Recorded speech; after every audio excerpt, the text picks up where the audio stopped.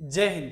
प्यारे साथियों, दिल्ली पुलिस की जो हमने सीरीज स्टार्ट कर रखी है, उसी सीरीज को आगे बढ़ाते हुए आज जो 16/11/2023 की जो पहली शिफ्ट है, इसका एनालिसिस हम करेंगे। प्यारे साथियों, इससे पहले हमने इसी तारीख की जो थर्ड शिफ्ट है, उसका एनालिसिस कंप्लीट कर लिया है। आज ये पहली शिफ्ट है, 16/11/2023 की पहली शिफ्ट। तो आइए दोस्तों, शुरुआत करते हैं।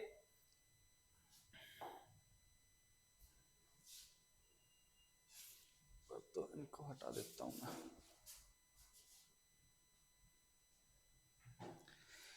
तो हमारी शिफ्ट का पहला क्वेश्चन है,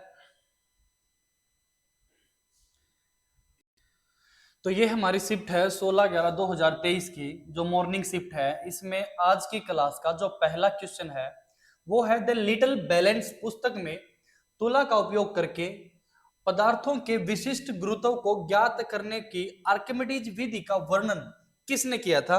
तो इसका राइट आंसर है प्यारे साथियों गैलीलियो गैली। राइट आंसर है इसका गैलीलियो गैली। गैलीलियो गैली, समझना प्यारे साथियों। गैलीलियो गैली ने 1630 में सापेक्ष घनत्व को समझने के लिए एक हाइड्रोस्कोपिक बैलेंस एक यंत्र बनाया था। 1630 में जो सापेक्ष घनत्व को मापने के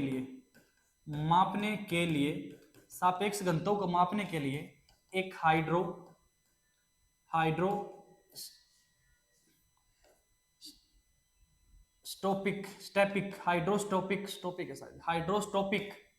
एक यंत्र बनाया था। और इसी यंत्र की जो सब कुछ छानबीन है, ये किसके आधार पर थी? आर्किमिडीज के सिद्धांत पर। तो लिटिल बैलेंस पुस्तक में इसका उपयोग किया गया था। अगला क्वेश्चन है हमारा, अगला क्वेश्चन है मंत्रिपरिषद में कितने प्रकार के मंत्री होते हैं? मंत्रिपरिषद में कितने प्रकार के मंत्री होते हैं? तो 3 प्रकार के होते हैं। तीनों में एक होते हैं कैबिनेट मंत्री, एक होते हैं कैबिनेट मंत्री, 3 प्रकार के मंत्री होते हैं प्यारे साथियों ये। एक होते हैं कैबिनेट मंत्री, एक होते हैं राज्य मंत्री, और एक होते हैं उप मंत्री। प्यारे साथियों, राज्य मंत्रियों के ही एक दो प्रकार होते हैं, एक राज्य मंत्री स्वतंत्र प्रभार, एक राज्य मंत्री जो कैबिनेट मंत्रियों की सहायता के लिए होते हैं। यहाँ पे 2 प्रकार के मंत्री हैं, एक राज्य मंत्री स्वतंत्र प्रभार और एक होते हैं राज्य मंत्री। तो वो राज्य मंत्रियों के ही वो होते हैं। तो 3 प्रकार के कैबिनेट मंत्री। प्यारे साथियों, कैबिनेट मंत्री ऐसे मंत्री होते हैं जिनको कोई पार्टिकुलर डिपार्टमेंट मिलता है, जैसे कृषि मंत्रालय मिल गया, रेल मंत्रालय मिल गया, वित्त मंत्रालय मिल गया, कोयला मंत्रालय मिल गया, विदेश मंत्रालय मिल गया। प्यारे साथियों, मंत्रियों की संख्या केवल लोकसभा का 15% ही होता है। ये जो प्रावधान है पहले वैसे ही डिसाइड कर लिया करते थे, लेकिन 91वां संविधान संशोधन हुआ 2003 में। जो 91वां संविधान संशोधन हुआ 2003 में, यहाँ पर मंत्रिपरिषद की संख्या को फिक्स कर दिया गया था। मंत्रिपरिषद की संख्या को फिक्स कर दिया गया था। यहाँ पर लोकसभा है, लोकसभा का केवल 15% ही मंत्री बन सकते हैं। 15% ही मंत्री बन सकते हैं। ऐसे मंत्री जिनको कोई पार्टिकुलर डिपार्टमेंट मिलता है, ऐसे मंत्रियों को कैबिनेट मंत्री कहते हैं। राज्य मंत्री ऐसे मंत्री होते हैं जो राज्य के मंत्री होते हैं। इसमें 2 हैं, एक राज्य मंत्री स्वतंत्र प्रभार। ये जो राज्य मंत्री स्वतंत्र प्रभार होते हैं, ये पार्टिकुलर एक राज्य के मंत्री होते हैं, और एक राज्य मंत्री होते हैं जो कैबिनेट मंत्रियों के सहायक होते हैं। ये मंत्रालयों के अंदर ही काम करते हैं। ये राज्य मंत्री इन कैबिनेट मंत्रियों के अधीन काम करते हैं। यहाँ पे मंत्रियों की जो सर्वोच्च श्रेणी है वो कैबिनेट मंत्रियों की है, फिर इनके अधीन राज्य मंत्री काम करते हैं, और ये प्रत्येक राज्य के अपने स्वतंत्र मंत्री होते हैं। और उप मंत्री, वैसे प्रेजेंट में अगर देखा जाए उप मंत्रियों का चलन तकरीबन समाप्त हो चुका है, फिर भी उप मंत्री कई कई डिपार्टमेंटों में देखने को मिलते हैं। ये उप मंत्री राज्य मंत्री और कैबिनेट मंत्रियों से निचले स्तर पर होते हैं। तो क्वेश्चन था हमारा, मंत्रिपरिषद में कितने प्रकार के मंत्री होते हैं? तो यहाँ पे राइट आंसर है 3 प्रकार के। अगले क्वेश्चन की तरफ चलते हैं। अगला है, भारतीय संविधान का निम्नलिखित में से कौन सा अनुच्छेद ग्राम पंचायतों के गठन से संबंधित है। बहुत ही ज्यादा आसान क्वेश्चन है। अनुच्छेद 40 ग्राम पंचायतों का गठन। मैं आपको बता देता हूं, अनुच्छेद 37 में इस प्रकार का उल्लेख है कि राज्य जब भी नीतियां बनाएगा डीपीएसपी को ध्यान में रख कर बनाएगा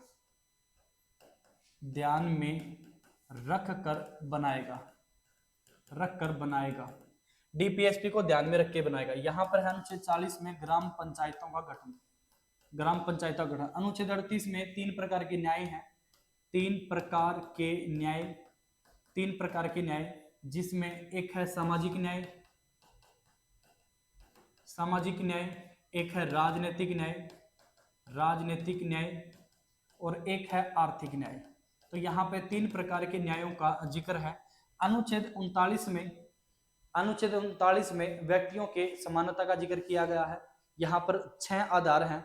मुख्य रूप से कुछ बातें हमने पिछली क्लासों में भी देखी हैं। यहाँ पे अनुच्छेद 39 में व्यक्ति को एक तरीके से हम देखें कि स्त्री व पुरुषों को समान आजीविका उपलब्ध कराना या फिर सार्वजनिक संसाधनों का आवंटन इस प्रकार करना जिससे अधिक से अधिक लोगों का कल्याण हो। इस प्रकार के प्यारे साथियों 6 आधार अनुच्छेद 39 के अंदर शामिल है। प्यारे साथियों, ये जो क्वेश्चन है या फिर मैं ये बोलूं, ये जितने भी आर्टिकल हैं ये राज्य के नीति निर्देशक तत्वों से हैं। राज्य के नीति निर्देशक तत्वों से ये क्वेश्चन है और नीति निर्देशक तत्वों ये भाग 4 के अंतर्गत शामिल है।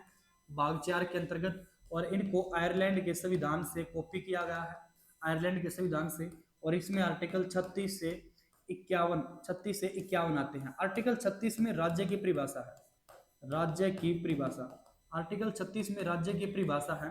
प्यारे साथियों, राज्य की परिभाषा अनुच्छेद 12 में है, अनुच्छेद 152 में भी है।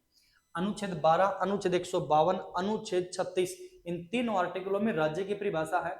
अगर कभी भी ऐसा क्वेश्चन आए कि किस अनुच्छेद के तहत राज्य की परिभाषा को डिफाइन किया गया है और वहां पर हमें तीनों आर्टिकल देखने को मिले, अनुच्छेद 36 भी, 12 भी, 152 भी, तो इस संदर्भ में प्यारे साथियों हमारा राइट आंसर अनुच्छेद 12 है।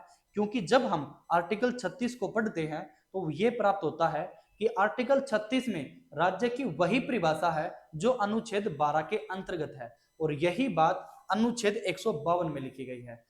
अनुच्छेद 12 के अंतर्गत जो राज्य की परिभाषा है, यहाँ पे राज्य से आशय कोई हरियाणा, पंजाब, यूपी, बिहार यहां से नहीं है।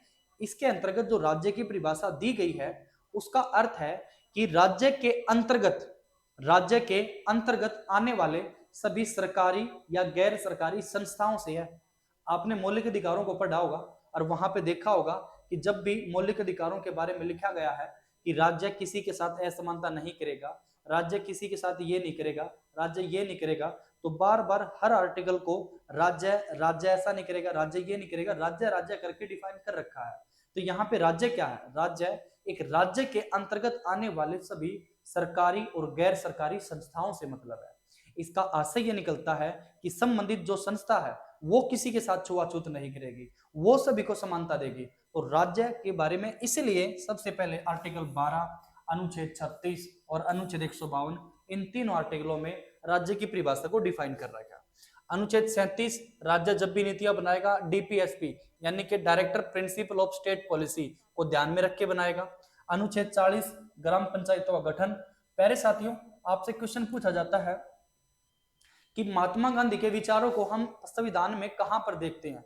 तो महात्मा गांधी के विचार, एक तो मैं आपको बता देता हूं, जब से हमारा संविधान लागू हुआ तब से लेकर महात्मा गांधी का जिक्र कहीं पर भी डायरेक्ट तौर पर नहीं मिलता।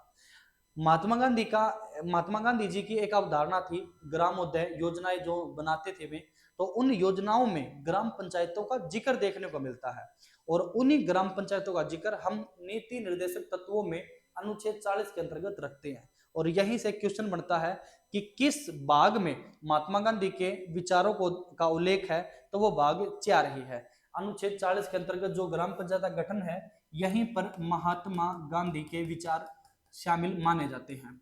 अनुच्छेद 38 में 3 प्रकार के न्याय, सामाजिक, आर्थिक और राजनीतिक, सामाजिक न्याय, राजनीतिक न्याय, आर्थिक न्याय, और इन न्यायों का जिक्र हमारी प्रस्तावना के अंदर भी है। संविधान की प्रस्तावना में भी इन 3 प्रकार के न्यायों का जिक्र है। अक्सर ये क्वेश्चन पूछा जाता है कि ऐसे कौन से प्रावधान है जो नीति निर्देशक तत्व और प्रस्तावना दोनों में शामिल है, तो वो प्रावधान हमारा आर्टिकल 38 या फिर मैं बोलूं 3 प्रकार के न्यायों का है। यहाँ पर जो 3 प्रकार के न्याय हैं, सामाजिक, आर्थिक, राजनीतिक न्याय, उनका जिक्र प्रस्तावना और नीति निर्देशक तत्व दोनों में है। अगले क्वेश्चन की तरफ चलते हैं प्यारे साथियों। अगला क्वेश्चन है हमारा निम्नलिखित में, अगला क्वेश्चन है कि half girlfriend and one Indian girl के लेखक कौन है? हाफ गर्लफ्रेंड और वन इंडियन गर्ल के लेखक कौन है? हाफ गर्लफ्रेंड और वन इंडियन गर्ल के लेखक कौन है? हमारा अगला क्वेश्चन है। तो यहाँ पे आप सबको पता होगा चेतन भगत, पिछले दिल्ली प्लस में कई शिफ्टों में चेतन भगत से क्वेश्चन आए हैं, चेतन भगत से कई क्वेश्चन आए हैं। यहाँ पर मैं चेतन भगत की या फिर अन्य जो पुस्तकें हमारे एग्जाम में आने के लायक हैं उन सभी के बारे में बता देता हूं, तो समझना। एक है गोदान, ये मुंशी प्रेमचंद की है भाई। एक है गीतांजलि, रविंद्रनाथ टैगोर की। आनंद मठ, बंकिम चंद्र चट्टोपाध्याय। अच्छा, मालगुडी डेज, आर के नारायण की पुस्तक है। Discovery of India, Pandit Jawaharlal Nehru की है। ट्रेन टू पाकिस्तान, खुशवंत सिंह की है। द गाइड, ये आर के नारायण की है। Wings of Fire, doctor APJ Abdul Kalam ji की है। इंडिया विंस फ्रीडम के लेखक मौलाना अब्दुल कलाम आजाद है। हाफ गर्लफ्रेंड किसने लिखी? और चेतन भगत ने लिखी। कुछ और पुस्तकें भी है यहाँ पे, तो समझना। The myth mistake in my life, और ये सारी की सारी चेतन भगत की हैं, सारी की सारी पुस्तकें, जिसमें 400 डेज, 5 पॉइंट समवन और हाफ गर्लफ्रेंड, ये सारे के सारे किसकी हैं? चेतन भगत की। अभी ट्रेन टू पाकिस्तान अभी हमने देखी है, खुशवंत सिंह की है। कुछ उपन्यास, जैसे प्रसिद्ध उपन्यास है द गाइड, आर के नारायण की, ये भी हमने देखा। स्वामी एंड फ्रेंड्स, ये भी आर के नारायण की है। मालगुडी डेज, ये सारे के सारी। इंग्लिश टीचर, ये वेटिंग फॉर द महात्मा, ये सारी की सारी पुस्तकें। इसके अलावा हम बात करें PACS indica an era of darkness, Shashi Tharoor की है। PACS indica an era of darkness, Shashi Tharoor. Golden girl व autobiography of PT Usha, Lokesh Sharma ने लिख रखी है। Citizen and society, Hamid Ansari की है। The accident prime minister, Sanjay बारू की है। My country my life, L के आडवाणी की है। The idea of justice, Amartya Sen की है। अमेजिंग अयोध्या, ये नीना राय की है, नीना राय की, ये सारी की सारी नीना राय की है। अमेजिंग अयोध्या, ये नीना राय की पुस्तक है। माई कंट्री, ये एल के आडवाणी की है। ये सारे के सारी पुस्तकें हैं प्यारे साथियों। इसके अलावा यहाँ पे और भी पुस्तकें लिखी गई हैं, या कुछ खिलाड़ियों से संबंधित है, जैसे sunny days, idol, runs and runnings, ये सुनील गावस्कर की पुस्तकें हैं। सुनील गावस्कर की पुस्तक भी प्यारे साथियों दिल्ली पुलिस में पिछले साल में कई शिफ्टों में देखने को मिली है। अगली है कटिंग एज, जावेद मियांदाद की है। Playing with Fire, Nasser Hussain की है। Straight from the Heart, Kapil Dev की है। ये भी मोस्ट इंपोर्टेंट है, मोस्ट इंपोर्टेंट।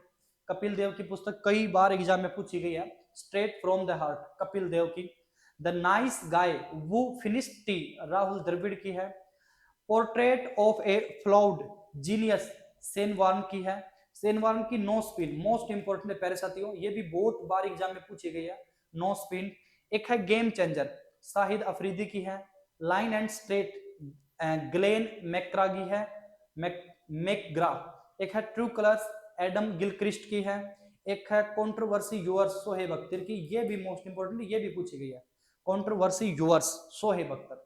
इसके अलावा at the close of play, Ricky Ponting की है। प्लेइंग इट माई वे, सचिन तेंदुलकर की, आपने पिछली वीडियो में देखा होगा, ये क्वेश्चन तो पूछा ही गया है दिल्ली पुलिस में। ड्राइवन विराट कोहली की है। बिलीव, सुरेश रैना की है। 281 एंड बियॉन्ड, वीवीएस लक्ष्मण की है। माई स्टोरी, माइकल क्लार्क की है। अनगार्डेड, ये मिताली राज की है, इंपॉर्टेंट है ये भी, unguarded, Mithali Raj. Playing to win, ये साइना नेहवाल की है, ये भी इंपॉर्टेंट है। अच्छा, Mind Master and My Best Game of Chess, Vishwanath Anand की है। Shooting to the Top, PT Usha की है। और Standing My Ground, Matthew Hayden की है। प्यारे साथियों, इतना वैल्यूएबल कंटेंट आपको कहीं पर भी नहीं मिलेगा, और मैं तो आपको वो कंटेंट करा रहा हूं जो एग्जाम में डायरेक्ट छपा मिलेगा आपको। आपने अभी देखा मैं डायरेक्ट हर शिफ्ट का एनालिसिस करवा रहा हूं, उस शिफ्ट से जहां से क्वेश्चन आया कंप्लीट कंप्लीट उसका सॉल्यूशन, कंप्लीट जितना भी उसके बारे में और पूछा जा सकता है सारा का सारा डाटा मैं आपके लिए लेके आता हूं। प्यारे साथियों, अगर वीडियो आपको अच्छी लगे तो वीडियो को लाइक जरूर करना, वीडियो को लाइक जरूर करना। इसके अलावा Roy on the Rise, Roy on the Rise ये एंड्रूज साइमन की है। The Test of My Life Yuvraj Singh की है। गोल मेजर ध्यानचंद की है। The Race of My Life Milkha Singh की है। अनब्रेकेबल मेरी कॉम की है। A Shot at History Abhinav Bindra की है। A Century Is Not Enough Sourav Ganguly की है। सिक्स मशीन क्रिस गेल की है। Serve to win Novak Djokovic की है। Born again on the mountain Arunima Sinha की है।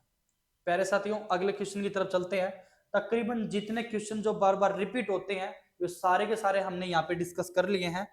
अगला क्वेश्चन जो हमारा है, हमारा क्वेश्चन है यहाँ पे, ये चेतन भगत की पुस्तक हमने देख ली कि निम्नलिखित में से कौन सा राज्य भक्ति लोक नृत्य गंभीरा से संबंधित है। प्यारे साथियों, गंभीरा नृत्य पश्चिम बंगाल का है। यहाँ पे देखना पश्चिम बंगाल के और कितने नृत्य हैं जो हमारे एग्जाम में पूछे गए हैं या बार बार आते हैं, तो यहाँ पे समझना पश्चिम बंगाल, गोवा के लिख रखे तो पश्चिम बंगाल के बारे में समझना। एक है काठी, एक है गंभीरा, इसे नकाबपोश नृत्य भी कहा जाता है। एक है गाली, एक है जात्रा, बचल, मरसिया, कीर्तन, महल बित्रा, ये चेचक की बीमारी ठीक होने पर किया जाता है। एक है बऊ, एक संथाल लाठी गोमीरा, एक है पुरेलिया छऊ, एक है गोडिया चौ, एक जोमुर उत्सव, एक छऊ नृत्य। ये सारे के सारे प्यारे साथियों कई बार एग्जाम में पूछे गए हैं और ये पश्चिम बंगाल से संबंधित है। कुछ और नृत्य भी मैंने यहाँ पे लिखवा रखे हैं, तो देखना गोवा का देखनी, फुगाड़ी, सिग्मो, गोड़े, जागोर, गोंफ, टोन्यामिल, मांडी, खोल ढकनी, कुणबी, घोड़े मोदनी, अन्य नाम इसका योद्धा नृत्य है। मांडी, तरंगमेल, रणमाले, दशावतार और मुसोल, ये सारे के सारे गोवा के नृत्य हैं। गुजरात के हैं, एक है गरबा डांडिया, एक है टिप्पाणी, जुरुथुन, बवई, रासलीला, लास्या, पनिहारी, डांग, राठवा, निगर, हलीसाका, हडो, मेरसास, पल्ली जग और गरीब बोबी, ये सारे के सारे गोवा के गुजरात के हैं।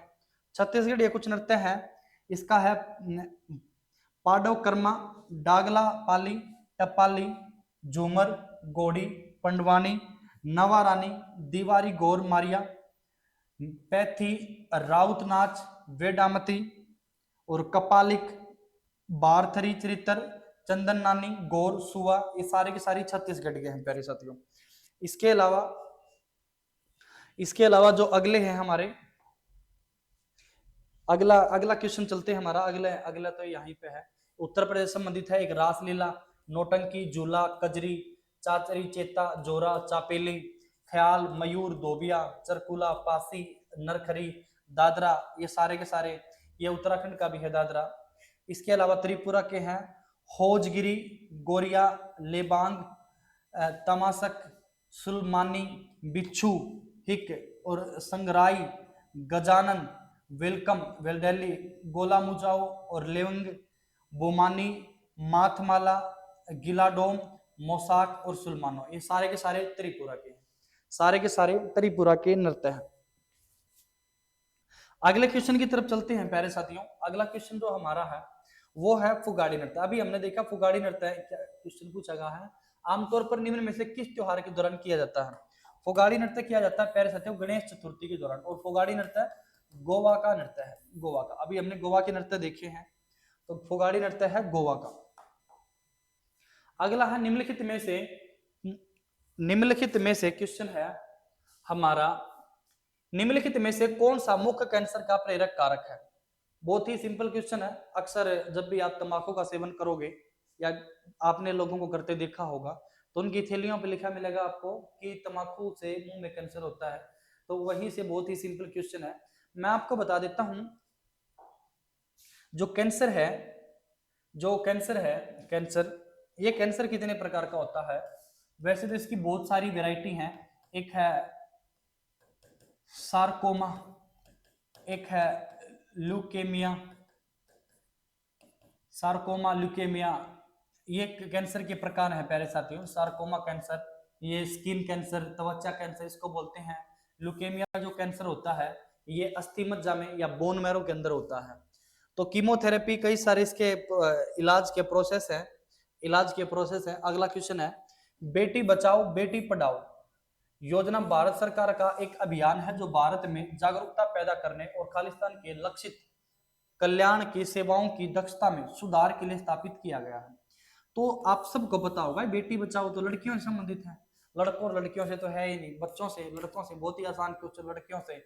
2015 में इसकी शुरुआत की गई थी पानीपत से, हरियाणा के पानीपत, हरियाणा के पानीपत से इसकी शुरुआत की गई थी। 2015 में पानीपत से इसकी शुरुआत की गई थी। अगला क्वेश्चन है हमारा, 7वीं शताब्दी ईस्वी में कनौज के शासक हर्षवर्धन ने निम्नलिखित में से किस राजवंश के राजा थे? कनौज का शासक हर्षवर्धन किस राजवंश का राजा था? तो पुष्यभूति राजवंश का राजा था। पुष्यभूति वंश की जो स्थापना थी, वो भी पुष्यभूति ने ही की थी, वो भी पुष्यभूति ने की थी, पुष्यभूति के द्वारा इसकी स्थापना की गई थी। जो हर्षवर्धन था प्यारे साथियों, इसकी पुस्तकें भी है, एक है नागानंद और एक है प्रियदर्शनी और नागानंद हर्षवर्धन की बुक है। कुंभ के मेले की शुरुआत भी हर्षवर्धन ने की थी, कुंभ के मेले की शुरुआत हर्षवर्धन के द्वारा ही की गई थी, हर्षवर्धन के द्वारा ही कुंभ के मेले की शुरुआत की गई थी। 606 से 647 तक इसका शासन रहा है हर्षवर्धन का, 606 से 647 तक इसका शासन रहा है। हर्षवर्धन की राजधानी थानेसर थी, इसकी राजधानी थानेसर थी, इसकी दूसरी राजधानी कन्नौज थी, इसकी दूसरी राजधानी कन्नौज थी। पहले इसकी राजधानी थानेसर थी, फिर कन्नौज थी। थानेसर हरियाणा में है, कन्नौज यूपी में है। अगला क्वेश्चन है हमारा, अगला क्वेश्चन है, मध्य मंडल की सीमा क्या है? मध्य मंडल, मेजोस्फीयर जिसे बोलते हैं, इसकी सीमा क्या है? मध्य मंडल की सीमा क्या है? मध्य मंडल की सीमा क्या है? बहुत ही ज्यादा आसान क्वेश्चन, मैं आपको बता देता हूं प्यारे साथियों। हमारी जो पृथ्वी है, पृथ्वी के इस मंडल को 5 भागों में बांटा गया है, 5 भागों में बांटा गया। माना कि ये हमारी पृथ्वी है, ये हमारी पृथ्वी है, ये हमारी पृथ्वी है, यहाँ पे है हमारी पृथ्वी, और पृथ्वी की जो पहली परत है जिसको बोलते हैं, ये है अक्षोभ मंडल, अक्षोभ मंडल। अगली जो परत है उसको बोलते हैं अक्षोभ मंडल के बाद समताप मंडल, समताप मंडल। अगली जो परत है हमारी, अगली परत समताप मंडल के बाद मध्य मंडल, मध्य मंडल। इसके बाद हमारी जो परत है वो है आयन मंडल, मध्य मंडल के बाद आयन मंडल, और आयन मंडल के बाद जो परत है हमारी उसको बोलते हैं हम बाह्य मंडल, और ये है बाह्य मंडल, बाह्य मंडल। तो ये परतें प्यारे साथियों हमारी 5 प्रकार की है, अक्षोभ मंडल, समताप मंडल, मध्य मंडल, आयन मंडल, बाह्य मंडल। यहाँ पे क्वेश्चन पूछा गया है मध्य मंडल से, तो मैं आपको बता देता हूँ, मध्य मंडल से मैं आपको बता देता हूँ, 8 से 18 किलोमीटर तक, 18 किलोमीटर तक अक्षोभ मंडल की मोटाई है। 18 से अगर मैं लेके चलूं, 18 से 50 किलोमीटर तक समताप मंडल की मोटाई है। 50 से, अब इसका जो राइट आंसर है वो है 50 से 80, 50 से 80 किलोमीटर तक इसकी मोटाई है, और 80 से 120 किलोमीटर तक इसकी मोटाई है, और 120 से 640 तक बाह्य मंडल की मोटाई मानी जाती है। हालांकि बाह्य मंडल की कोई सीमा नहीं है, बाह्य मंडल अनलिमिटेड के तौर पर जाना जाता है। प्यारे साथियों, यहां से भी क्वेश्चन आता है कि इनका क्रम बताइए। इसको याद रखने की एक ट्रिक मैं आपको बता देता हूं, इसको याद रखने की ट्रिक, वो ट्रिक है कि छोड़ो सब मैं आया बाहर, छोड़ो सब मैं आया बाहर, मैं आया बाहर। छोड़ो से अक्षोभ मंडल, अक्षोभ मंडल। सब से समताप मंडल, समताप मंडल। मैं से मध्य मंडल, मध्य मंडल। आया से आयन मंडल, आयन मंडल, और बाहर से बाह्य मंडल, बाह्य मंडल। प्यारे साथियों, अक्षोभ मंडल में कौन सी घटनाएं होती हैं? तो मौसम संबंधी घटनाएं, मौसम संबंधी घटनाएं सभी अक्षोभ मंडल में होती हैं। समताप मंडल में मौसम का तापमान समान रहता है, तापमान समान रहता है, तापमान समान रहता है समताप मंडल में।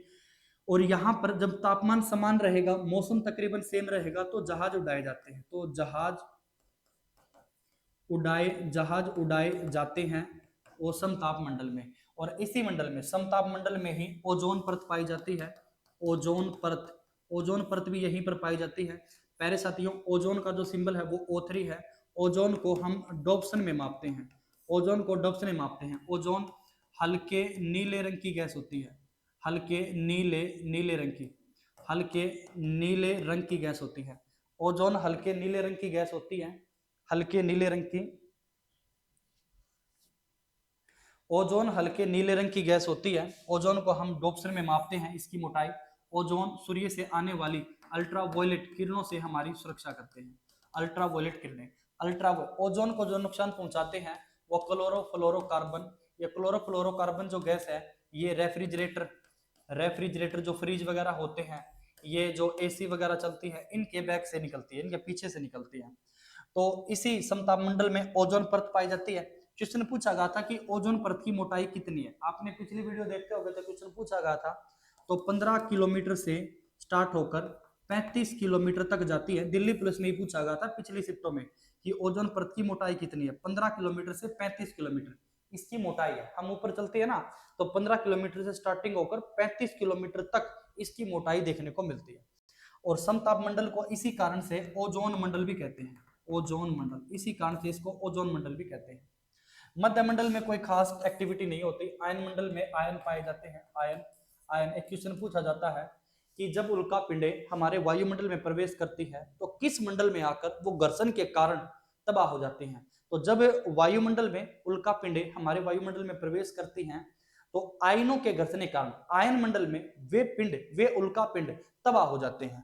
तो आयन मंडल में उल्का पिंड तबाह हो जाते हैं, उल्का पिंड तबाह हो जाती हैं। बाह्य मंडल में प्यारे साथियों वैसे तो कोई मुख्य कार्य नहीं है, लेकिन यहाँ पर भूस्थिर उपग्रह छोड़े जाते हैं, भूस्थिर उपग्रह छोड़े जाते हैं, उपग्रह भूस्थिर उपग्रह छोड़े जाते हैं। जियो स्टेशनरी सैटेलाइट छोड़े जाते हैं। भूस्थिर उपग्रह प्यारे साथियों 36,000 किलोमीटर की ऊंचाई पर छोड़े जाते हैं और वो बाह्य मंडल के अंदर ही काउंट की जाती है। तो यहाँ से जो स्पेयर है, जितने भी मध्य मंडल है, जो भी उन्होंने सारे कंप्लीट करा दिए हैं। आप वीडियो को एक बार और थोड़ा हाथ स्लो उसमें आराम से देखना, आपको आराम से सारी बातें समझ में आएंगी बारी बारी। सबसे पहले अक्षोभ मंडल, समताप मंडल, मध्य मंडल, आयन मंडल, बाह्य मंडल। इनकी मोटाई मैंने बताई 18 किलोमीटर तक, 50 किलोमीटर तक, 80 किलोमीटर तक, 120 और 640। अक्षोभ मंडल में मौसम संबंधी घटनाएं, समताप मंडल का तापमान समान रहता है और इसका यहाँ पर ओजोन परत पाई जाती है, यहाँ पर जहाज उड़ाए जाते हैं। ओजोन परत की मोटाई 15 किलोमीटर से स्टार्टिंग होकर 35 किलोमीटर तक जाती है। इसका ज्यादातर भाग समताप मंडल में पाया जाता है, इस कारण समताप मंडल को ओजोन मंडल भी कहते हैं, इस कारण ओजोन मंडल भी कहते हैं। ओजोन को हम डॉप्सन में मापते हैं। ओजोन का सिंबल O3 है, हल्के नीले रंग की गैस होती है। अल्ट्रावायलेट किरणें जो सूर्य से आती हैं उनको अवशोषित कर लेती है, हमारे तक नहीं पहुंचने देती। प्यारे साथियों, ओजोन परत के अक्षरण को, ओजोन परत के मोटाई को कम होने को हम ओजोन में छिद्र बोलते हैं, ओजोन में छिद्र बोलते हैं। ओजोन में छिद्र बताया जाता है कि अंटार्कटिका महाद्वीप पर था। 1985 में उस छिद्र की खोज हुई थी। फिलहाल जब लॉकडाउन लगा 2020 में, उस छिद्र की भरपाई हो चुकी है, क्योंकि प्रदूषण कम होया, छिद्र की भरपाई होगी। तो बाह्य मंडल और समताप मंडल, इसकी ट्रिक छोड़ो, सब में आया बाहर। तो अगले क्वेश्चन की तरफ चलते हैं प्यारे साथियों। अगला क्वेश्चन है हमारा कि श्री नारायण गुरु जो एजावा जाति के, श्री नारायण गुरु जो एजावा जाति के थे, आधुनिक राज्य में अपने सामाजिक सुधार आंदोलनों की शुरुआत की थी। वो किस राज्य से? तो केरल से थे। पहले साथियों, एजावा जाति एक नीची जाति को बोला जाता है, एजावा। केरल में जो श्री नारायण थे, इन्होंने ही मतलब सामाजिक सुधार आंदोलनों की शुरुआत की थी। इन्होंने सामाजिक आंदोलन लड़े, समानता को लेकर। समाज में हम अपनी जाति को समानता दिलाने के लिए इन्होंने आंदोलन लड़े। ये पहले व्यक्ति हैं जो नीची जाति से होकर किसी मंदिर का उद्घाटन करते हैं। केरल के अंदर इन्होंने मंदिर की स्थापना की थी समानता को लेकर। तो ये केरल से संबंधित थे प्यारे साथियों। अगला क्वेश्चन है, निम्नलिखित में से कौन सा मौलिक कर्तव्य नहीं है? बहुत ही ज्यादा आसान क्वेश्चन है, आप वैसे ही समझ जाओगे। जैसे अगर आप इसमें देखोगे क्वेश्चन को एक बार देखना कि भारत की संप्रभुता, एकता, अखंडता को बनाए रखना, बिल्कुल सही है। सामाजिक संपत्ति की रक्षा करना, यहाँ पे कोऑपरेटिव सोसाइटी को बढ़ावा देना, बिल्कुल भी नहीं है, ये ही हमारा राइट आंसर है। यहाँ पे नहीं पूछा गया है तो ये राइट आंसर है। देश की समग्र संस्कृति विरासत को महत्व देना। प्यारे साथियों, मैं आपको वैसे ही बता देता हूँ, हमारे जो मौलिक कर्तव्य है, मौलिक कर्तव्य भारत के संविधान के भाग 4 के अनुच्छेद 51 क में है। मौलिक कर्तव्य मूल संविधान में नहीं थे।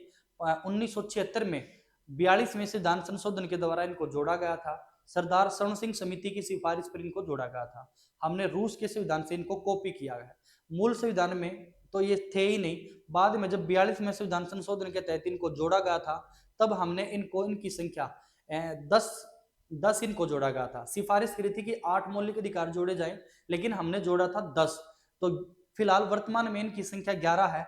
11वां मौलिक कर्तव्य 86वां संविधान संशोधन 2002 में जोड़ा गया था। 11वां जो मौलिक कर्तव्य है वो सभी माता पिता व अभिभावकों का यह कर्तव्य है कि वे अपने बच्चों को अनिवार्य शिक्षा उपलब्ध कराएं। प्यारे साथियों, ये बातें जो वर्बली मैंने आपको बताई है, ये कई बार मैंने बोर्ड पर लिख लिख कर आपको बताई है, क्योंकि ये क्वेश्चन हर शिफ्ट में, किसी ना किसी शिफ्ट में रिपीट होते ही रहते हैं। मैं कुछ मौलिक कर्तव्य आपको बता देता हूँ। जैसे भारत के सभी नागरिकों का यह कर्तव्य है कि वे भारतीय संविधान, भारतीय ध्वज, इनकी रक्षा करें, इनका सम्मान करें। सभी नागरिकों का कर्तव्य है कि वे देश की एकता, अखंडता, संप्रभुता की रक्षा करें। सभी नागरिकों का यह कर्तव्य है कि आह्वान किए जाने पर राष्ट्र का सम्मान करें। सभी नागरिकों का यह कर्तव्य है कि वे देश में भारतीय बंधुत्व की भावना का विकास करें। वह देश की सामाजिक गौरवशाली परंपरा को समझे। वह ऐसी गरिमा का बहिष्कार करे जो महिलाओं की गरिमा के विरुद्ध हो। ऐसी जो जितनी भी प्रथाएं हैं उनका बहिष्कार करना है।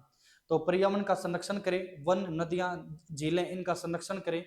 इसके अलावा हम बात करें तो देश की सार्वजनिक संपत्ति की रक्षा करें। इसके अलावा बात करें कि अपने सामूहिक प्रयासों से उत्कृष्टता की ओर बढ़े, यह भी हमारा मौलिक कर्तव्य है। और 11वां कर्तव्य आपको पता है, अभी मैंने बोला कि सभी माता पिता व अभिभावकों का ये कर्तव्य है कि वे अपने बच्चों को अनिवार्य शिक्षा उपलब्ध कराएं। 86वां संविधान संशोधन 2002, 11वां मौलिक कर्तव्य 1976 में 10 जोड़े गए थे। सरदार शरण सिंह की सिफारिश हुई थी 8 की, और ये हमने रूस के संविधान से कॉपी किया है। अगले क्वेश्चन की तरफ चलते हैं प्यारे साथियों। अगला जो क्वेश्चन है हमारा वो है, भारत में यंग मैन्स क्रिश्चियन, भारत में यंग मैन क्रिश्चियन, भारत में यंग मैन क्रिश्चियन एसोसिएशन ने पहली बार बास्केटबॉल की शुरुआत कब की थी? प्यारे साथियों, मैं आपको बता देता हूं, यंग मैन क्रिश्चियन वैसे हमारे यहाँ की एसोसिएशन नहीं है। ये जो एसोसिएशन है ये इंग्लैंड की और अंग्रेजों की या यूरोप की एसोसिएशन है। इस यंग मैन एसोसिएशन की जो स्थापना हुई थी, इसकी जो स्थापना हुई थी, इसकी स्थापना 1830 में हुई थी, और ये हुई थी लंदन के अंदर। विलियम जोन्स ने इसकी स्थापना की थी। विलियम जोन्स ने इसकी स्थापना की थी। हमारे भारत में 1854 में इसकी पहली बार स्थापना हुई, 1854 में। तो इसका राइट आंसर कलकत्ता के अंदर है भाई, कलकत्ता के अंदर पहली बार इसकी स्थापना की गई थी। 1991 में नई आर्थिक नीतियों के तहत आर्थिक नीतियों के उदारीकरण के बाद निम्नलिखित में से क्या नहीं हुआ था? क्या नहीं हुआ है? तो यहाँ पे समझ लेते हैं। हमारी जो आर्थिक नीति है 1991, प्यारे साथियों एक पार्टिकुलर वीडियो में बनाऊंगा। 5 आर्थिक नीतियां बनी हैं। 5वीं आर्थिक नीति को ही नई आर्थिक नीति के तौर पर जाना जाता है, क्योंकि उसके बाद कोई भी आर्थिक नीति नहीं बनी थी।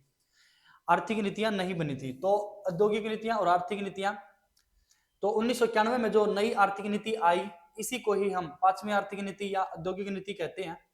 तो इसके तहत जो जो काम हुए थे वे लिखी रखे यहाँ पे कि विश्व व्यापार में निर्यात में भारत की हिस्सेदारी में वृद्धि, प्रत्यक्ष विदेशी निवेश में अंतर्वाहत में वृद्धि। प्रत्यक्ष विदेशी निवेश किसे कहते हैं तो मैं आपको बता दूं, जब भारतीय पैसा, भारतीय व्यक्ति डायरेक्ट तौर पर किसी देश में निवेश करते हैं, इसी को प्रत्यक्ष निवेश कहा जाता है। इसको इंग्लिश में एफडीआई बोलते हैं, फॉरेन डायरेक्ट इन्वेस्ट।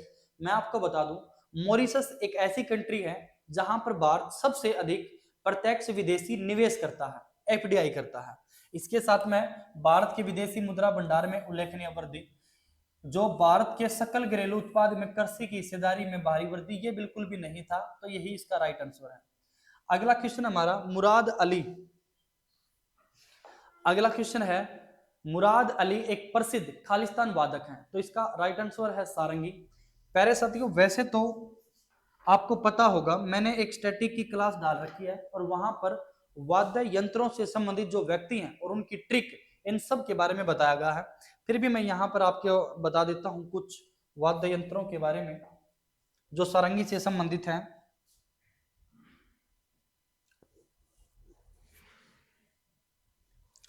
जो सारंगी से संबंधित है, सारंगी, तो सारंगी क्या है ये भी समझ लेते हैं। यह एक तार वाद्य यंत्र है, इसे धनुष से बजाया जाता है, धनुष से ऐसे पकड़ के ऐसे बजाया जाता है, धनुष से बजाया जाता है सारंगी। शास्त्रीय संगीत में इसे गायकी शैली के सबसे निकट माना जाता है। मुख्यतः यह हिंदुस्तानी शास्त्रीय संगीत में प्रयोग होता है। प्रसिद्ध सारंगी वादक हैं पंडित राम नारायण, पंडित राम नारायण, उस्ताद सबरी खान, उस्ताद सुल्तान खान, कमल सबरी, राम नारायण मिश्र, सुजात खान, गुलाम सबरी खान। सारंगी को अंतरराष्ट्रीय स्तर पर लोकप्रियता बनाया, पद्म विभूषण से प्राप्त है। ये जो पंडित राम नारायण है ना, इसी के बारे में लिखा गया है ये कि पंडित राम नारायण ने सारंगी को अंतरराष्ट्रीय स्तर पर लोकप्रिय बनाया था। इन्हें पद्म विभूषण से भी सम्मानित किया गया है। उस्ताद साबरी खान दिल्ली घराने से प्रसिद्ध सारंगी वादक हैं, इन्हें भी पद्म भूषण प्राप्त हुआ है। उस्ताद सुल्तान खान सरोद व सारंगी दोनों में निपुण हैं। कमल साबरी उस्ताद सबरी खान के पुत्र हैं और राम नारायण मिश्र बनारस घराने से हैं। इनका घराना भी पूछा जाता है प्यारे साथियों, राम नारायण मिश्र बनारस घराने से। सुजात खान नई पीढ़ी के प्रमुख सारंगी वादक हैं और गुलाम सबरी खान सबरी परिवार के युवा वादक हैं। एक बार देख लेते हैं ट्रिक यहाँ पे लगाई गई है या नहीं, ये लगा रखी है। तो इसकी ट्रिक है प्यारे साथियों याद करने की, राम सबरी सुल्तान कमल से संगीत गुलजार, राम सबरी सुल्तान कमल से संगीत गुलजार, राम सबरी सुल्तान कमल से संगीत गुलजार। इससे याद हो जाएगा आपको कि राम से पंडित राम नारायण, सबरी से उस्ताद सबरी खान, सुल्तान से उस्ताद सुल्तान खान, कमल से उस्ताद कमल सबरी, गुलजार से गुलजार सबरी खान। अगले क्वेश्चन की तरफ चलते हैं प्यारे साथियों। इससे भी बेहतरीन ट्रिक मैंने जो वाद्य यंत्रों को, यंत्रों से संबंधित व्यक्तियों को याद करने की जो वीडियो बना रखी है, वहां पर मैंने इससे भी ज्यादा बेहतरीन कंटेंट और ट्रिक वहां पे मैंने प्रोवाइड करा रखी है। आप अगर लगातार हमारी वीडियो से बने हुए हैं तो आप उस वीडियो को भी एक बार जरूर देखें। प्यारे साथियों, मैं वादा करता हूं आपसे, आप जब दिल्ली पुलिस का एग्जाम देके आओगे ना, तो फट से चैनल को इस प्रकार गले से लगा लोगे, आपको इससे ज्यादा फायदा कहीं से भी नहीं होगा, कहीं से भी। जो क्वेश्चन एग्जाम में पूछे जाते हैं, कोई भी टीचर वहां तक अप्रोच नहीं लेकर जाता। आपको पता है कि भाई 90% तो टॉपिक क्वेश्चन ऐसे आते हैं जो इधर उधर के स्टैटिक पॉइंटों से आते हैं। और मैं यहाँ पर एक एक टॉपिक की उठाकर कि भाई यहां से पूछागा, वो पूरा टॉपिक जो किसी भी सिलेबस में नहीं आता, वो आपके लिए मैं लेके आता हूं। तो अगले क्वेश्चन की तरफ चलते हैं। हमारा अगला क्वेश्चन है यहाँ पे, नाबार्ड के संबंध में निम्नलिखित में से कौन सा कथन, नाबार्ड के संबंध में, कहां चला गया, नाबार्ड के संबंध में निम्नलिखित कौन सा कथन सत्य है। प्यारे साथियों, आपको पता होगा नाबार्ड के बारे में स्टार्टिंग की वीडियो में मैंने बहुत अच्छे से करा रखा है, बल्कि नाबार्ड जैसी और भी संस्थाएं मैंने करा रखी है। मैं यहाँ पर भी उनका रिपीट करवा दूंगा उनको, ताकि आपको याद हो सके। एक बार इसको देख लेते हैं। नाबार्ड का गठन शिव रमन समिति के अनुशंसा पर किया गया था, बिल्कुल सही है, बिल्कुल सही है। दूसरा है नाबार्ड 1980 में अस्तित्व में आया, ये गलत है प्यारे साथियों। नाबार्ड 1982 में अस्तित्व में आया था, इसमें कथ्य कथन सत्य है। तो 1980 में अस्तित्व में आया, 1982 में इसको, हाँ 1982 में आया था, ये गलत है। इसे 100 करोड़ की प्रारंभिक पूंजी के साथ स्थापित किया गया है, तो ये ठीक है। तो प्यारे साथियों, केवल एक और तीन इसका राइट आंसर है। 1982 में आया था, ये 1980 लिख रखा है यहाँ पे, ये गलत है। मैं कुछ और संस्थाएं आपको करवा देता हूँ यहाँ पे, कुछ और संस्थाएं। प्यारे साथियों, लगातार वीडियो को देखते रहना, मैं सारा कंटेंट रिवीजन भी कराऊंगा, और कई क्वेश्चन तो रिवीजन होते भी होंगे अभी, कई क्वेश्चन तो रिवीजन होते भी होंगे अभी। कहां गया, अच्छा अच्छा, नाबार्ड से संबंधित यहाँ पे है। तो कई क्वेश्चन तो देखिए रिपीटेड क्वेश्चन है, अब इसका रिवीजन होगा, अगर आपने तब भी देखा होगा तब भी याद करा होगा, और मैं इसको दोबारा से याद करवा दूंगा। तो नाबार्ड क्या है? NABARD national bank for agriculture and rural development, 12 जुलाई 1982 को इसकी स्थापना हुई। इसका निर्माण कृषि एवं ग्रामीण विकास के लिए ऋण और वित्तीय सहायता प्रदान करना था। यह कृषि क्षेत्र के लिए एक मुख्य बैंक है, इसका हेडक्वार्टर मुंबई में है। इसी प्रकार की एक संस्था है SIDBI, small industrial development bank of India. 2 अप्रैल 1990 में इसकी स्थापना हुई थी। इसका उद्देश्य लघु, सूक्ष्म और मध्यम उद्यमों, जिसे एमएसएमई के तौर पर जानते हैं, के विकास हेतु वित्तीय सहायता देने के लिए इसको बनाया गया था। इसका हेडक्वार्टर लखनऊ के अंदर है। एक है एग्जिम बैंक, जिसे एक्सपोर्ट इंपोर्ट बैंक भी कहते हैं। 1982 में ही इसकी स्थापना हुई थी। भारत के निर्यात और आयात को बढ़ावा देने के लिए एवं विदेशी व्यापार को वित्तीय सहायता देने के लिए इसकी स्थापना की गई थी। इसका हेडक्वार्टर भी मुंबई के अंदर है। एक है NHB, national housing board bank, national housing bank, 9 जुलाई 1988 को इसकी स्थापना हुई थी। आवास क्षेत्र के लिए वित्तीय सहायता देना और हाउसिंग फाइनेंस कंपनियों को रेगुलेट करना इसका उद्देश्य था। इसका हेडक्वार्टर नई दिल्ली में है। कुछ और भी है प्यारे साथियों, तो समझना। एक है IRDAI, insurance regulatory and development authority of India. 1999 में इसकी स्थापना हुई थी। बीमा क्षेत्र का नियमन करना और विकास करना, इसका हेडक्वार्टर हैदराबाद में है। एक है सेबी प्यारे साथियों, security exchange board of India, security exchange board of India. इसकी स्थापना 1988 में हुई। 1992 में इसे संवैधानिक दर्जा दिया गया था। इसे पूंजी बाजार का नियमन और निवेशकों के हितों की रक्षा करना था। इसका हेडक्वार्टर मुंबई में है। इसका हेडक्वार्टर मुंबई में। एक है RBI bank, reserve bank of India. 1 अप्रैल 1935 को इसकी स्थापना। आरबीआई के बारे में तो मैंने बहुत ही ज्यादा डिटेल में करा रखा है कि हिल्टन यंग समिति ने इसकी स्थापना की थी। द प्रॉब्लम ऑफ रूपी, जो डॉक्टर भीमराव अंबेडकर बाबा साहब की पुस्तक के आधार पर इसकी स्थापना हुई थी। हिल्टन यंग समिति ने सिफारिश करी थी। आरबीआई एक्ट आया था 1934 में, उसके आधार पर 1 अप्रैल 1935 को कोलकाता के अंदर इसकी स्थापना की गई थी। 1937 में इसका हेडक्वार्टर मुंबई के अंदर लेके आए। 1/1/1949 के दिन इसका राष्ट्रीयकरण किया गया। सीडी देशमुख इसके पहले भारतीय गवर्नर बने और पहले गवर्नर इसके उर्सबान समित बने। ये सारी जानकारी मैंने पहले ही बताई थी।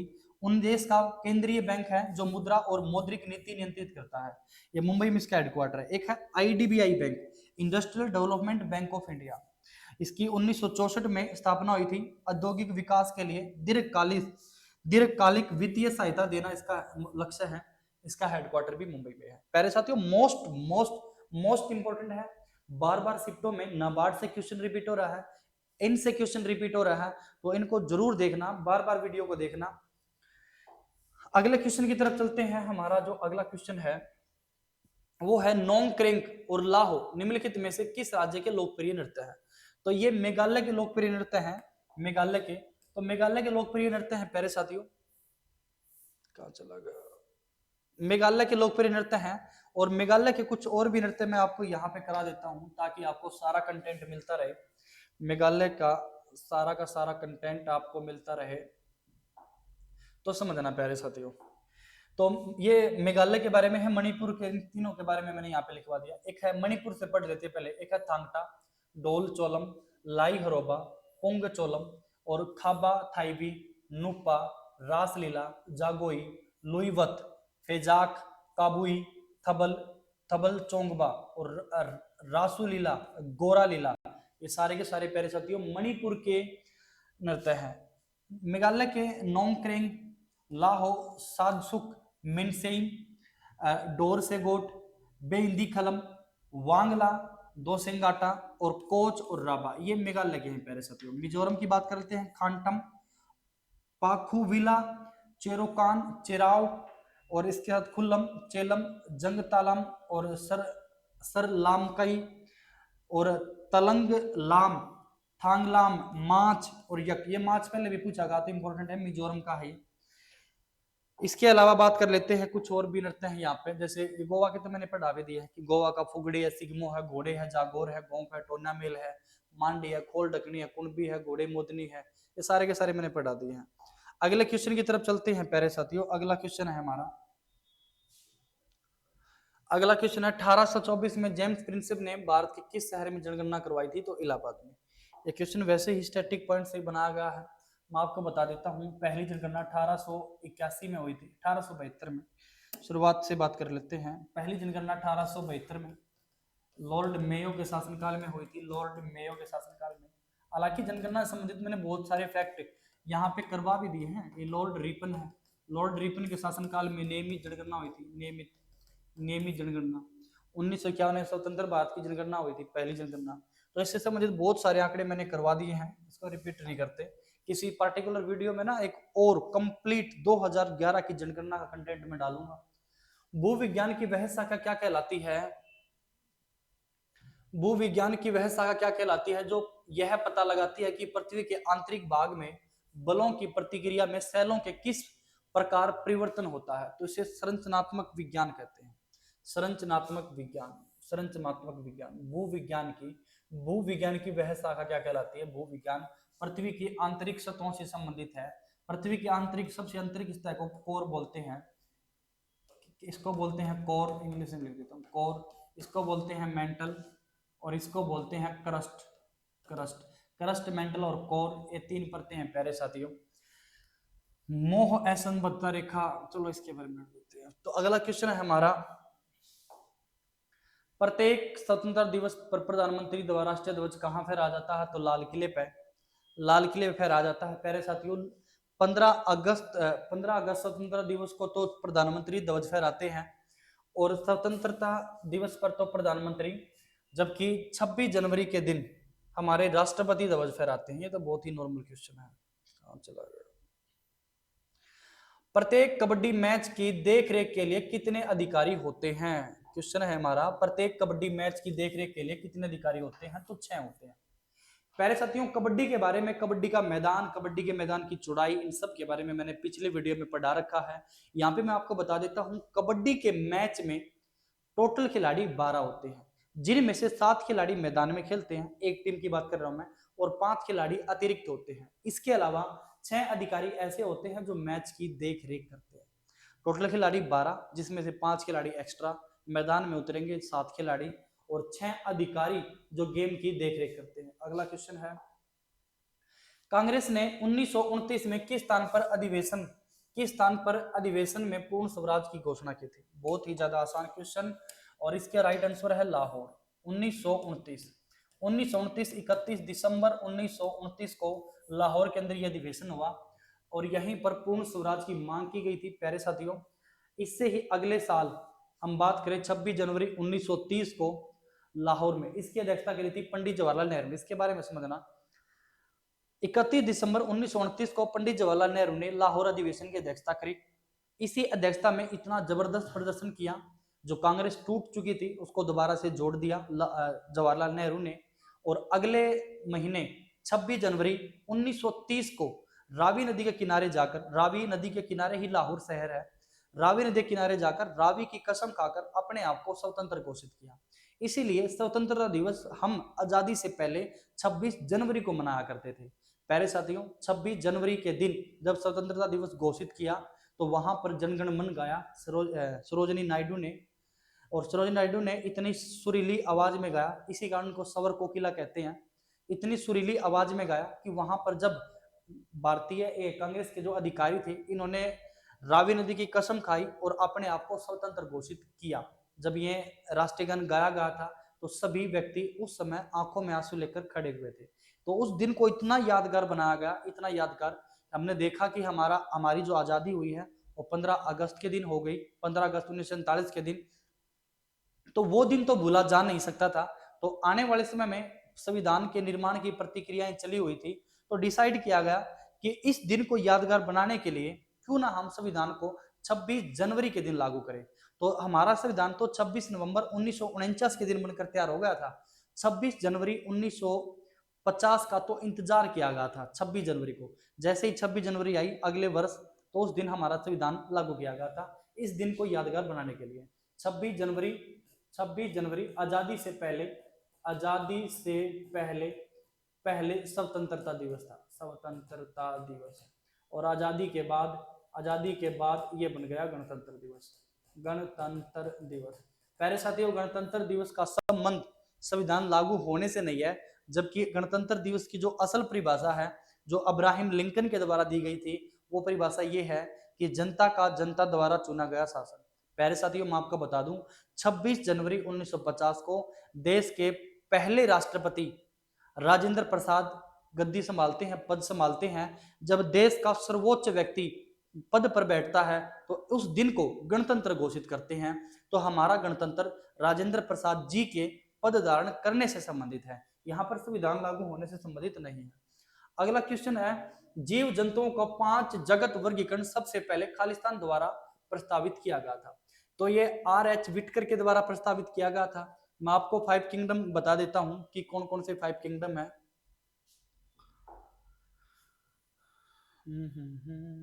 यहाँ पे है तो जीव जगत, तो समझना प्यारे से, जीव जगत का 5 वर्गीकरण इस प्रकार है। वर्गीकरण प्रस्तावित करने के लिए वैज्ञानिक R.H. विटकर थे, जिन्होंने 1969 में अमेरिका के अंदर इसके आधार को कोशिका की संरचना, पोषण का तरीका, शरीर की संगठनात्मक जटिलता और यहाँ पर जीवन की क्रियाओं से संबंधित करके इनको अलग अलग तरीके से बांटा था, जिसमें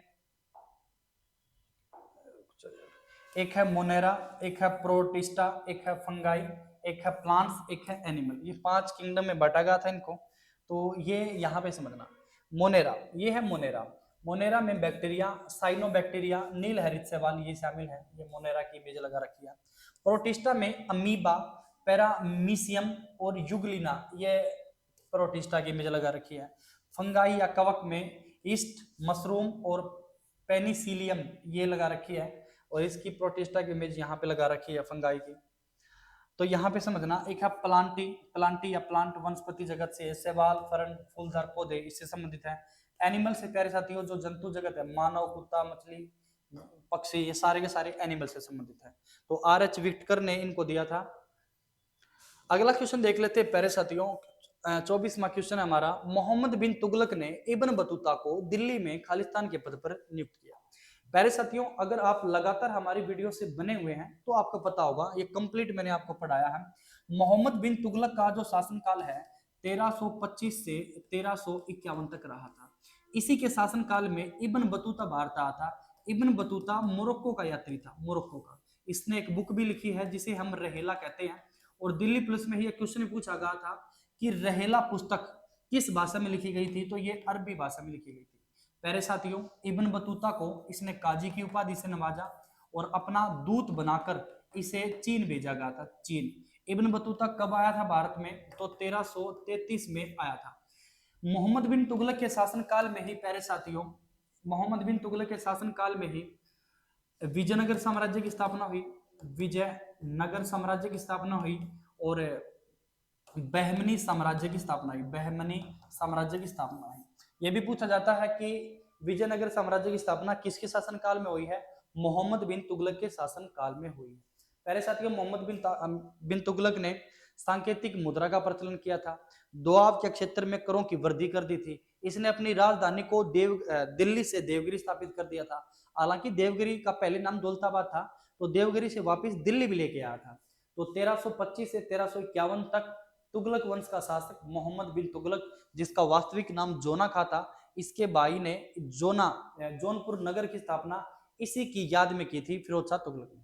अगला क्वेश्चन है हमारा, निम्नलिखित में से कौन सी हरित क्रांति की एक अनिवार्य विशेषता है। तो प्यारे साथियों, हरित क्रांति के बारे में मैं आपको बता देता हूँ। हरित क्रांति भारत में 1967-68 में हरित क्रांति आई थी।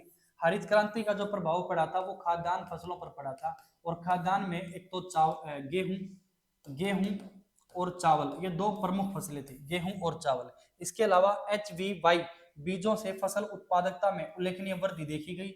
और जो हरित क्रांति है प्यारे साथियों, इसके जो जनक हैं वो MS स्वामीनाथन है। MS स्वामीनाथन जो भारतीय जनक माने जाते हैं, भारतीय जनक। और वर्ल्ड में इसके जनक नॉर्मन बोरलॉग हैं। नॉर्मन बोरलॉग इसके वर्ल्ड में इसके जनक नॉर्मन बोरलॉग है। विश्व में सबसे पहले हरित क्रांति प्यारे साथियों मैक्सिको के अंदर आई थी। भारत में कई बार 1966 या 67 भी लिखा मिल जाता है, लेकिन लगभग 1967-68 इसका राइट आंसर है हरित क्रांति। प्यारे साथियों, आज की क्लास में हम 25 क्वेश्चनों को ही रखेंगे। 25 क्वेश्चन अगले जो 25 क्वेश्चन है मैं अगले पार्ट में कराऊंगा। अब वीडियो थोड़ी ही लंबी तो बनती होगी, लेकिन इसमें कंटेंट भी प्यारे साथियों आप देखोगे तो बहुत ही वैल्यूएबल, बहुत ही जबरदस्त कंटेंट मैं आपके लिए लेके आता हूं। बस इतना कर लेना प्यारे साथियों, लगातार वीडियो को देखते रहना और कुछ भी दिल्ली पुलिस में अलग से पढ़ने की जरूरत नहीं है। अगर एग्जाम में एक सिंगल नंबर का भी क्वेश्चन आया है, एक नंबर का भी क्वेश्चन आया है, तो उसका भी पूरा टॉपिक मैं ज्यादा से ज्यादा कवर कराने की कोशिश करता हूं।